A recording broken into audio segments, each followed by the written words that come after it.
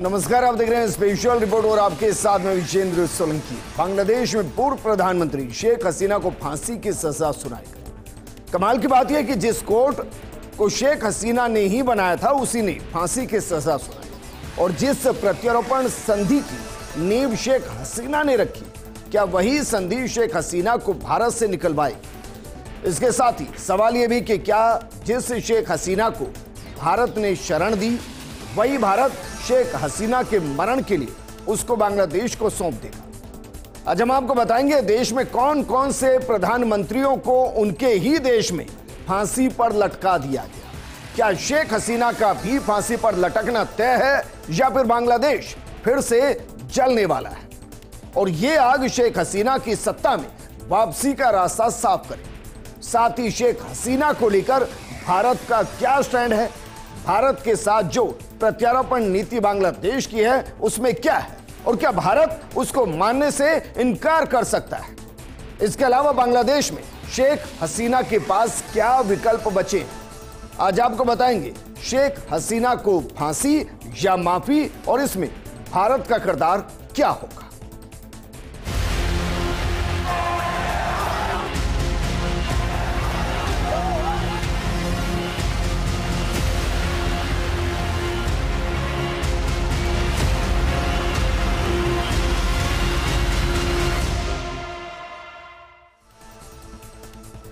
सबसे पहले आपको बताते हैं कि बांग्लादेश के अंतर्राष्ट्रीय आपराधिक ट्रिब्यूनल ने किन किन को सजा दी और उनको कितनी सजा दी है। जरा इसके साथ प्रोग्राम को शुरू करते हैं और देखिए, इसमें जो पहला किरदार है वो पहला किरदार है शेख हसीना का, जो कि वहां की पूर्व प्रधानमंत्री हैं, इन्हें सजाए मौत दी गई है। जो दूसरा किरदार है वो है सजुजमान खान, जो कि वहां के पूर्व गृह मंत्री हैं, उनको भी सजाए मौत दी गई है। ये दोनों फिलहाल भारत में शरण लिए हुए हैं। और तीसरे हैं अब्दुल्ला अल ममून, जो कि वहां के पूर्व आईजीपी हैं। 5 साल की सजा, और इसको 5 साल की सजा इसलिए दी गई क्योंकि ये वहां शेख हसीना और खान के खिलाफ सरकारी गवाह बन गया। लेकिन शेख हसीना पर वो आरोप कौन कौन से हैं जिसकी वजह से फांसी का फंदा उनके गले पर बांग्लादेश की कोर्ट ने डाल दिया है? सबसे पहला जो आरोप वो हत्याओं का आदेश देना। दूसरा आरोप भड़काऊ भाषण देकर हिंसा कराना। जो तीसरा आरोप है वो है न्याय में बाधा डालना, सबूत मिटाने की कोशिश करना। चौथा आरोप है छात्र अबू सईद की हत्या का आदेश देना। और 5वां आरोप है शांखार पुल में 5 लोगों की हत्या कराना और उनकी लाशों को जला देना। इस दौरान आपको बता दें कि शेख हसीना आरोप 1 और आरोप 2 और आरोप 3 में दोषी पाई गई और उन्हें पहले और दूसरे आरोपों में मौत की सजा सुनाई गई। लेकिन शेख हसीना और इंटरनेशनल क्रिमिनल ट्रिब्यूनल का जजमेंट क्या रहा? जो आपराधिक ट्रिब्यूनल है उसका जजमेंट क्या रहा? कितने जज इसके अंदर थे, जरा देखिए। जो फैसला सुनाया गया उसमें 3 जज थे, आरोपी 3 थे जिनके जिक्र हमने आपको बताया, और उनमें एक गृह मंत्री पूर्व के, एक शेख हसीना और एक आईजीपी।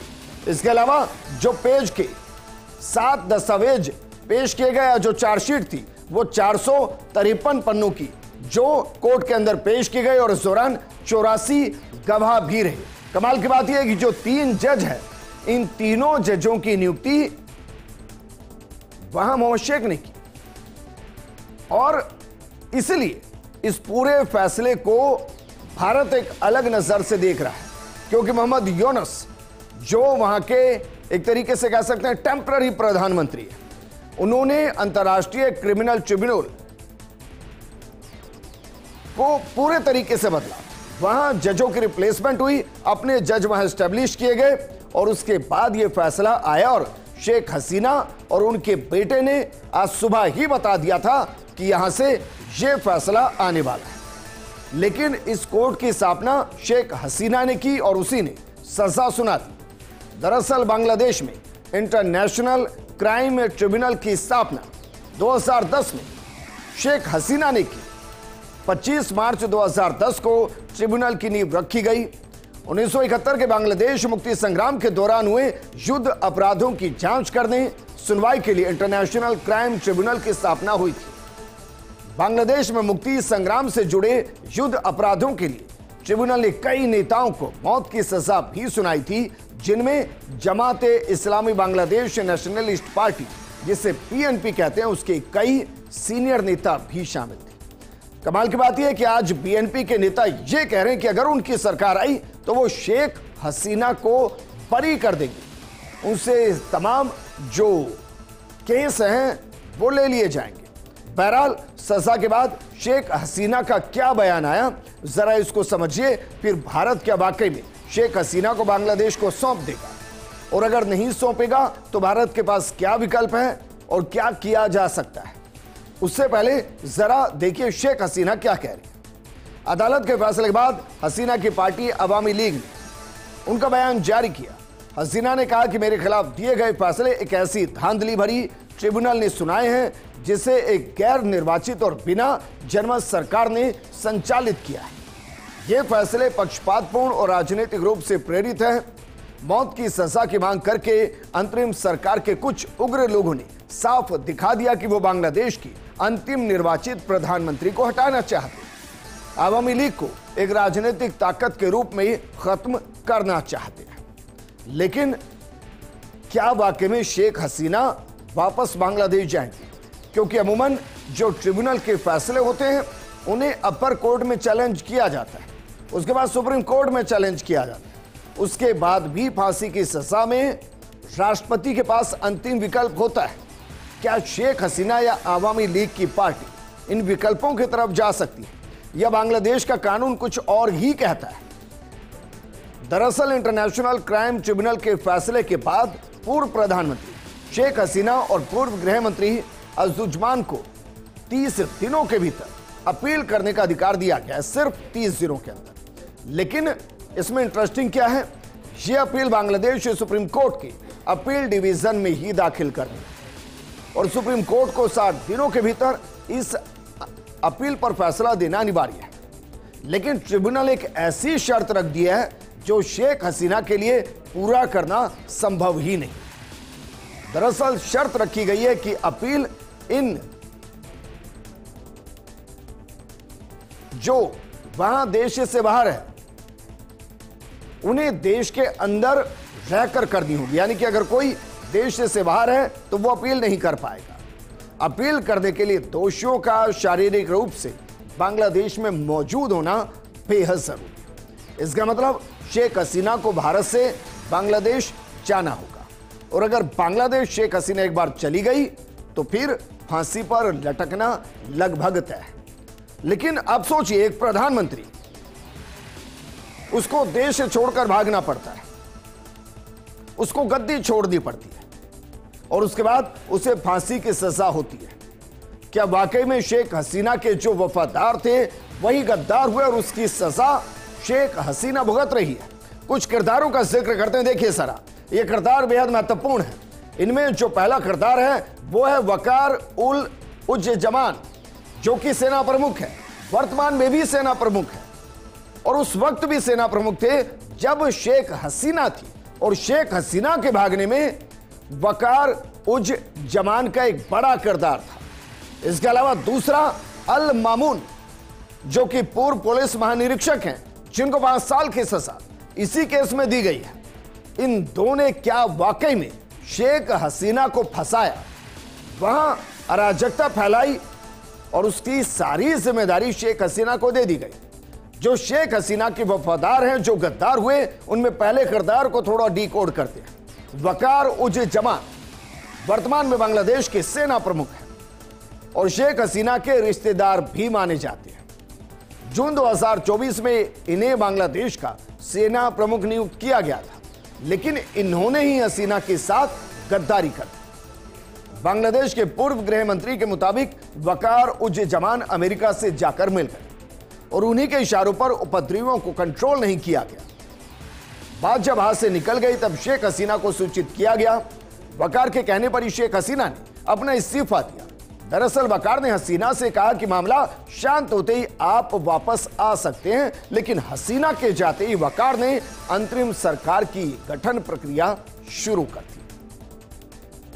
दूसरा जो किरदार है अल मामून। अल मामून बांग्लादेश के पूर्व पुलिस महानिरीक्षक पद पर रहे। जुलाई विद्रोह के आरोप में शेख हसीना के साथ इनका भी नाम था, लेकिन ट्रायल के दौरान मामून सरकारी गवाह बन गए और मामून ने पूरे मामले में उच्च स्तरीय गवाही दी। मामून ने कोर्ट के सामने उन बातों का जिक्र किया जो सिर्फ बांग्लादेश में चर्चा का विषय है। मामून ने जैसे ही सरकारी गवाही की बात कही, वैसे बांग्लादेश में एक ऑडियो वायरल हुआ। इसमें हसीना पुलिस प्रमुख से विद्रोहियों पर गोली चलाने के लिए कह रही। अल मामून को सरकारी गवाह बनने का फायदा मिला, लेकिन गोली चलाने का कोई ऑर्डर दिया गया, ऐसा कोई सबूत कोर्ट के अंदर पेश नहीं किया। अब शेख हसीना के नजरिए से इस घटना को समझते हैं कि शेख हसीना के पास अब विकल्प क्या है। उन विकल्प को जरा देख लीजिए। हालांकि ये जितने भी विकल्प हैं वो विकल्प है ही नहीं शेख हसीना के लिए। उनमें पहला हाईकोर्ट यानी कि ट्रिब्यूनल के फैसले को हाईकोर्ट में चैलेंज किया जाए। अगर हाईकोर्ट से भी उन्हें राहत ना मिले तो उस फैसले को सुप्रीम कोर्ट के अंदर चैलेंज किया जाए, और अगर सुप्रीम कोर्ट भी उनकी सुनवाई की याचिका को खारिज कर दे तो फिर राष्ट्रपति के पास माफी के लिए अपील लगाई जाए। लेकिन यह सब तब मुमकिन होगा जब शेख हसीना या तो सरेंडर कर देंगी या उन्हें गिरफ्तार कर लिया जाएगा। कुल मिलाकर ये सारे ऑप्शन तब ओपन होते हैं जब वो बांग्लादेश की जमीन पर मौजूद रहें। लेकिन क्या वाकई भारत बांग्लादेश के संबंधों के बीच में जैसे यूनुस की एंट्री हुई, उससे रिश्ते खराब होते चले गए और शेख हसीना फांसी के फंदे तक पहुंच गए, क्योंकि आईसीटी के फैसले के बहाने मोहम्मद यूनुस की अगुवाई वाली बांग्लादेश की अंतरिम सरकार शेख हसीना के प्रत्यारोपण के लिए दबाव बढ़ाने की पूरी कोशिश करेगी। अब तक यूनुस सरकार भारत से औपचारिक अनुरोध से बचती रही। हालांकि लगभग तय है कि भारत शेख हसीना को वापस नहीं करेगा, क्योंकि भारत जानता है कि बांग्लादेश में शेख हसीना सुरक्षित नहीं है। तो फिर जिस संधि का जिक्र बार बार किया जा रहा है कि भारत और बांग्लादेश में जो प्रत्यारोपण संधि साइन हुई है, क्या उसका उल्लंघन किया जाएगा? जरा इसको भी समझ लीजिए, क्योंकि दोनों देशों के बीच 2013 में हसीना के कार्यकाल में ही एक प्रत्यार्पण संधि हुई थी। इसमें प्रावधान है कि राजनीति से प्रेरित आरोप में अनुरोध ठुकराया जा सकता है, और यह तो पूर्ण रूप से राजनीति से प्रेरित ही है। लेकिन इसी संधि में हत्या, अपहरण, बम विस्फोटक और आतंकवाद जैसे गंभीर अपराध को राजनीतिक रूप प्रेरित नहीं माने जाने का भी प्रावधान है। यानी कि मामून के सबूत देने के बाद क्या भारत इन्हें दंगा, गंभीर अपराध, हत्या और अपहरण के साथ जोड़कर देखेगा? दरअसल ऐसे में कुछ रिपोर्ट के मुताबिक राजनीतिक जानकारों का मानना है कि हत्या और नरसंहार के दोषी होने की वजह से भारत के लिए इस आधार पर उन्हें प्रत्यारोपित नहीं करना आसान होगा। यही नहीं, 2016 में इस संधि में एक और प्रावधान भी दोनों की मर्जी से जोड़ा गया, जिसके अनुसार अपराध का सबूत देना अनिवार्य नहीं है और प्रत्यारोपण के लिए एक अदालत से गिरफ्तारी वारंट जारी होना भी पर्याप्त है। ऐसे में एक जिला अदालत से जारी गिरफ्तारी वारंट से भी भारत के लिए चुनौती बढ़ जाएगी। हालांकि कुछ विशेषज्ञों की राय में संधि में इसके अलावा भी कुछ ऐसे प्रावधान हैं जिसके आधार पर भारत बांग्लादेश के प्रत्यारोपण की मांग को ठुकरा सकता है। हालांकि हम कंफर्म है कि भारत शेख हसीना को बांग्लादेश को नहीं सौंपने वाला, लेकिन फिर भी भारत का अगर इनकार होगा तो आधार क्या होगा, जरा इसे भी समझ लीजिए। अगर आरोप न्यायिक प्रक्रिया के हित में नहीं है तो भी भारत प्रत्यारोपण से इनकार कर सकता है। यही नहीं, अगर आरोप सामाजिक अपराधों से जुड़े हैं, सीधे आपराधिक कानून के दायरे में नहीं आते हैं, तो ऐसे अनुरोधों को ठुकराया जा सकता है। प्रत्यारोपण के बाद हसीना के पास बुरे बर्ताव की भी आशंका है। उन्हें वहां निष्पक्ष न्याय मिल पाना बेहद मुश्किल है, क्योंकि जिस ट्रिब्यूनल ने फैसला सुनाया वो सब मोहम्मद यूनुस के द्वारा लगाए गए जज हैं। वहीं प्रत्यारोपण को इन आधारों पर भी मना किया जा सकता है, क्योंकि भारत के पास पूर्व शिक्षा मंत्री दीपू मोनू का उदाहरण है, जिन पर कोर्ट कैंपस परिसर में ही बांग्लादेश में हमला हुआ। वहीं औद्योगिक सलाहकार सलमान एफ रहमान को कोर्ट में पेशी के दौरान अपमानित किया गया था। ऐसे में अगर शेख हसीना भी वहां पहुंचती है तो मुमकिन है उनके साथ बद से बदतर व्यवहार किया जाए। लेकिन एक और सवाल जो पूरे सोशल मीडिया के अंदर गूंज रहा था और जिसका जवाब शायद हर कोई चाहता कि क्या वाकई में दुनिया के इतिहास में किसी महिला को या किसी पूर्व प्रधानमंत्री को फांसी के फंदे पर लटकाया गया है। इस सवाल का जवाब दें उससे पहले जरा देखिए कि 15 साल में कैसे इस ट्रिब्यूनल ने 57 फैसले दिए और 6 को फांसी मिली है। बांग्लादेश में आईसीटी ने पहला फैसला 21 जनवरी 2013 को सुनाया था। अबुल कलाम आजाद के मामले में ट्रिब्यूनल ने अपना पहला फैसला सुनाया और आजाद की अनुपस्थिति में उनको मौत की सजा दी गई। ट्रिब्यूनल ने करीब 15 साल में 57 फैसले सुनाए। इस दौरान 6 लोगों को सभी कानूनी प्रक्रिया पूरी होने के बाद फांसी दे दी गई। इनमें जमात इस्लामी के नेता अब्दुल क्वादर मौला, मोहम्मद कमरुजान, मीर कासिम अली, अली रहमान मोहजिद और मोइतर रहमान निजामी। बीएनपी नेता सलाउद्दीन क्वादर चौधरी का नाम भी शामिल। लेकिन शेख हसीना क्या वाकई में बच सकती है? इसके लिए जरा पूरी क्रोनोलॉजी समझिए कि यह घटना कैसे घटती है। जुलाई अगस्त 2024 स्टूडेंट प्रोटेस्ट पर सरकार का एक्शन होता है। 1400 मौतें होती है। इस दौरान शेख हसीना प्रधानमंत्री थी। 5 अगस्त 2024 शेख हसीना ने इस्तीफा दिया, देश छोड़कर भारत आ गई। 8 अगस्त 2024 मोहम्मद यूनुस के नेतृत्व में वह अंतरिम सरकार बनी। 14 अक्टूबर 2024 आईसीटी 1 का पुनर्गठन हुआ। जस्टिस गुलाम मुर्तजा चेयरमैन बनाया गया। 16 जनवरी 2025 शेख हसीना के खिलाफ गिरफ्तारी वारंट जारी हुआ। 2 अप्रैल 2025 कोर्ट को बाकायदा ना ठुकराए जा सकने वाले सबूत दिए गए। 1 जून 2025 शेख हसीना के खिलाफ केस का ट्रायल शुरू किया गया। चार्जशीट फाइल की गई। 10 जुलाई 2025 हसीना पर 5 चार्ज फ्रेम किए गए। पूर्व आईजीपी अल ममून सरकारी गवाह बन गए और 3 अगस्त 2025 गवाहों के ओपनिंग स्टेटमेंट्स हुए। 11 घटनाओं का जिक्र हुआ। 4 अगस्त से 23 अक्टूबर 2025 84 गवाहों के बयान दर्ज हुए, सबूत पेश हुए।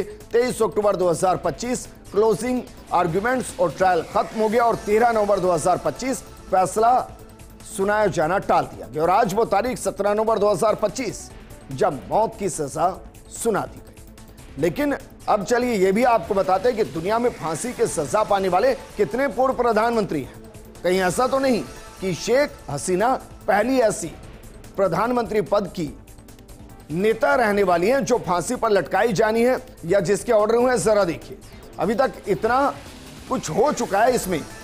हिकेदी तोजो जापान के साल 1948 में इनको फांसी की सजा दी गई। द्वितीय विश्व युद्ध के दौरान युद्ध अपराधों के लिए टोक्यो ट्रायल ने उनको दोषी माना और बाकायदा उन्हें फांसी की सजा सुनाई गई। इसके अलावा अदनान मेंदेरेस तुर्की के साल 1961 के अंदर दरअसल सेना तख्तापलट के बाद संविधान उल्लंघन और भ्रष्टाचार के इन पर आरोप लगे और उन्हें फांसी पर लटका दिया गया।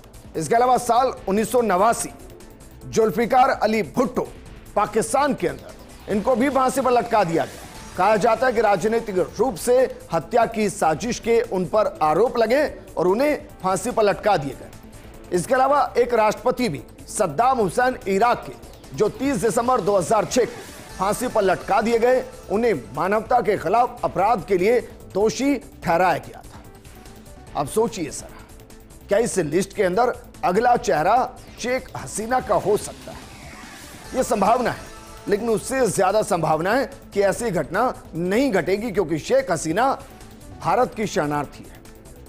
लेकिन बांग्लादेश अब तक कितनों को फांसी दे चुका है? 1991 से अब तक बांग्लादेश में 101 लोगों को फांसी दी गई है। 1991 से 2000 के बीच 11 और 2001 से 2010 के बीच 5 फांसी हुई। 2011 के बाद 33 और 2013 से 2023 के बीच 30 फांसियां हुई हैं। ज्यादातर मामले हत्या, आतंकवाद, 1971 के युद्ध से जुड़े मामले हैं। एमनेस्टी इंटरनेशनल की रिपोर्ट के मुताबिक 2018 से 2022 के बीच बांग्लादेश में 13 फांसी दी गई, जबकि 912 दोषियों को मौत की सजा सुनाई गई है। लेकिन क्या वहां अपने आप को इतिहास महज एक साल में दोहरा रहा है, क्योंकि कहा जा रहा है कि जो आरोप हसीना पर लगे और दोषी हुए यूनुस भी उसी चक्रव्यूह में फंस रहे हैं। दरअसल शेख हसीना को सजा सुनाए जाने से पहले ढाका में पिछले कई दिनों से हिंसा की खबरें आ रही हैं। शेख हसीना के समर्थक जगह जगह क्रूड बमों से हमले कर रहे हैं। हालांकि इन हमलों में किसी के हताहत होने की खबर नहीं, लेकिन तनावपूर्ण स्थिति को देखते हुए यूनुस सरकार ने फैसला लिया है और सोमवार को ढाका में भारी संख्या में सैन्य बलों की भी तैनाती की।